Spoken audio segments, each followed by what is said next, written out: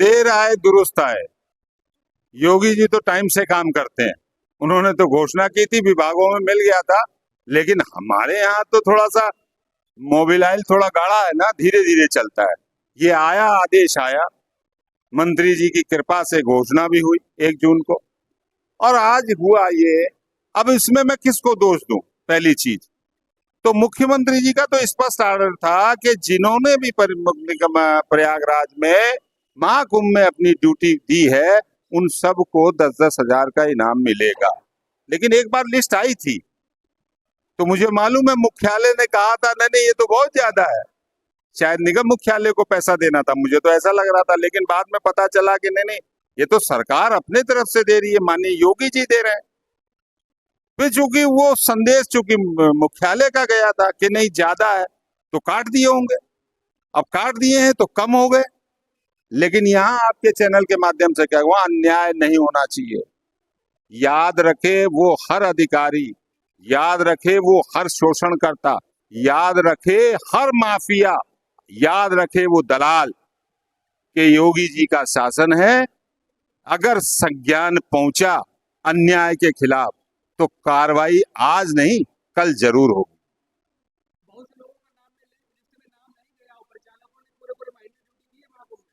तो माननीय हमारे मुख्यमंत्री जी को ये कहूंगा कि प्रबंध निदेशक महोदय को इसके लिए कहें, और माननीय प्रबंध निदेशक महोदय से भी मैं अनुरोध करना चाहूंगा कि इसकी समयबद्ध 3-4 दिन के अंदर उच्च स्तरीय जांच करा करके जिन्होंने काम किया है, जिसको सरकार की अनुकंपा है, योगी जी की अनुकंपा से 10,000 नहीं मिला है, उसको दुरुस्त कराए, जांच करा के जिनके नाम छूटे हैं उनको लिया जाए, उनसे पूछा जाए, उनके कागज देखे जाए, उनको फिर से 10,000 रुपया जो सहायता राशि है, इनाम है, वो मिलना चाहिए।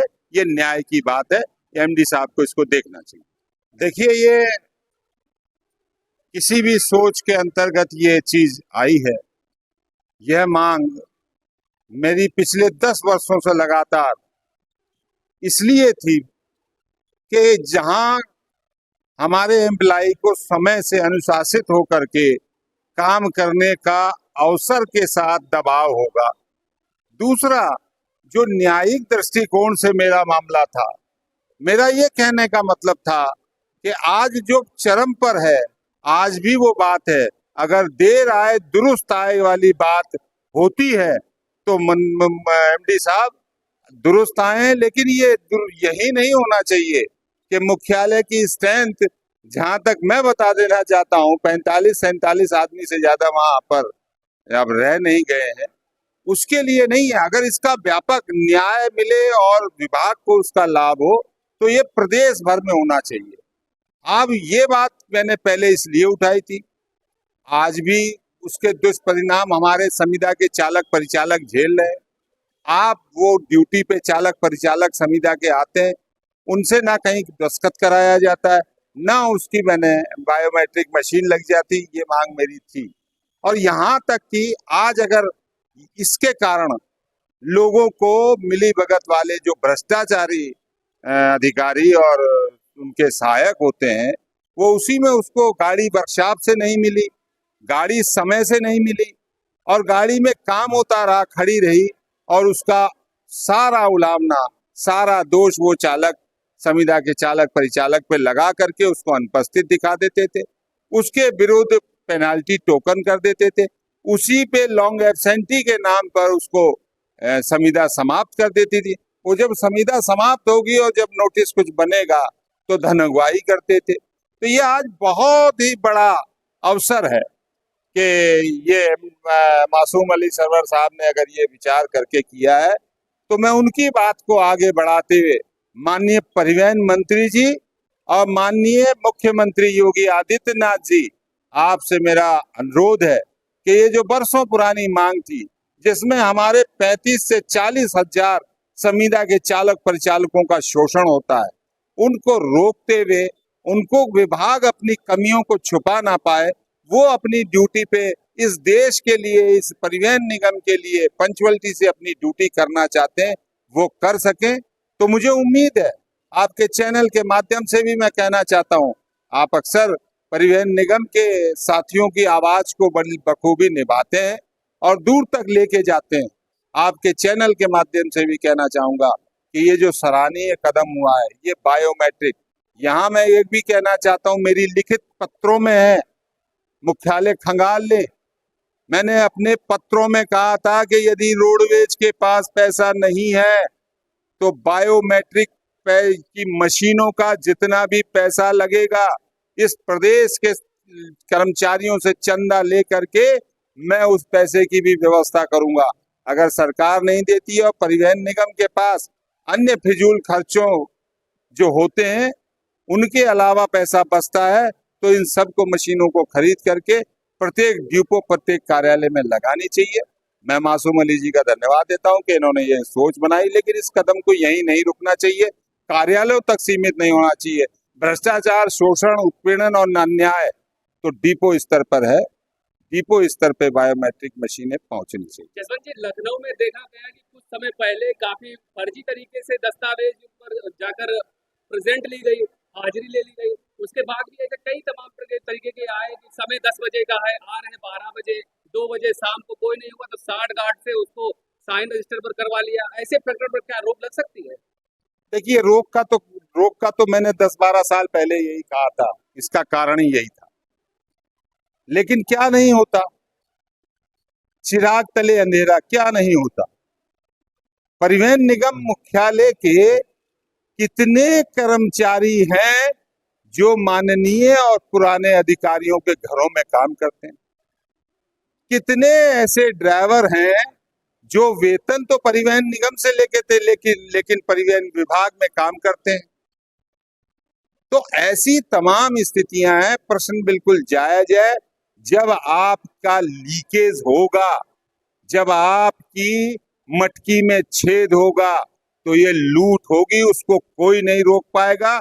उसका ये सीधा सीधा एक ही मामला है कि उसको बायोमेट्रिक मशीन में अपनी हाजिरी देनी होगी और उसको देनी चाहिए और दंड भी मिलना चाहिए।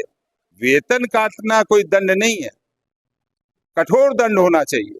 अगर संविदा का चालक परिचालक अगर अपने समय पे नहीं आता है तो उसके खिलाफ भी कार्रवाई होनी चाहिए, लेकिन वो समय पे आता है तो उसको अनुपस्थित क्यों दिखाया जाएगा? जो लोग डिपो में जाके पूरे दिन बैठे रहते हैं, खास करके चालक परिचालक, और उनको प्रेजेंट नहीं दी जाती, शाम को कह दिया जाता कि अब कल ड्यूटी आइएगा, इस पर क्या कहना है? यही मैंने बताया ना कि यही चीज तो थी कि हमारा चालक परिचालक आ रहा है, उसको गाड़ी ये उपलब्ध नहीं पड़ा। मैं बता देना चाहता हूं आज आपके चैनल से, लगभग 2500 गाड़ियां हमारी कर्टेल होती है। ये जो दिखाया जाता है ना कि 5% या 3%, नहीं, जाके पता करिए क्यों नहीं। आज कम से कम नहीं तो 3000 से ज्यादा परिचालक कम है, करीब 4000 से ज्यादा चालक संविदा के कम में भर्ती नहीं हो पा रही है, एजेंसियों में घुमाया जा रहा है। ये सब उस पार्ट का हिस्सा है जिसमें परिवहन निगम को बीमार करके मारने की साजिश है और वो मारा भी जा रहा है। इसमें तमाम सहयोग है, नेता बनना, संगठन बनाना वो उस तरीके से होता है कि जैसे वो कर्मचारियों की, जब आप नेता बनकर के आवाज नहीं उठा सकते हैं तो हक मरते हैं कर्मचारियों के, हक मरते हैं उन गरीब लोगों के, उत्पीड़ित लोगों के जो अन्याय की तलाश में घूमते हैं लेकिन उसको सहयोग नहीं मिलता है। सभी संगठनों को एक होना चाहिए, परिवहन निगम को बचाने के लिए आगे आना चाहिए, कर्मचारियों को बचाने के लिए आगे आना चाहिए। आज जो व्यवस्थाएं हैं ये इसमें पहली किरण मुझे मिली है। ये मैंने 10 साल वाला मामला आपको बता दिया। मैं ये कहना भी नहीं चाहता था लेकिन लगा कि मुझे कहना चाहिए। ये रिकॉर्ड निकाल ले निगम मुख्यालय, दसियों पत्र मेरे लगे हुए हैं, लेकिन मुझे ऐसा कुछ मिल नहीं रहा। ऐसा शोषण हमारा है, ऐसे हमको पीछे धकेला जा रहा है। आज हम एक फंक्शन के नाम पर करोड़ों रुपया खर्चा कर देते, लेकिन अगर संविदा के पैसे बढ़ाने की बात आती है, रेगुलर कर्मचारी के डीए बढ़ाने की बात आती है, तो इसके विभाग के पास पैसा नहीं होता है। तो मैं यही कहना चाहूंगा, ये अच्छा कदम है, बायोमेट्रिक मशीन सब लगनी चाहिए। यदि परिवहन निगम मुख्यालय या सरकार मदद करती है तो ठीक, लेकिन ये व्यवस्था जाने के लिए अगर इस बायोमेट्रिक मशीन को लाने के लिए निगम के पास और सरकार के पास पैसा नहीं है तो भीख मांग करके, चंदा लगा करके मैं सभी डिपो के अंदर बायोमेट्रिक मशीन जितने खर्चे के आती है, जो एक्चुअल खर्चे में, जो साधारण मिल जाती है, वो टेंडर वाले नहीं, जो एक्चुअल में मिल जाती है, वो मशीन मैं खरीदवाना, मेरा संगठन खरीदवाने के लिए तैयार है।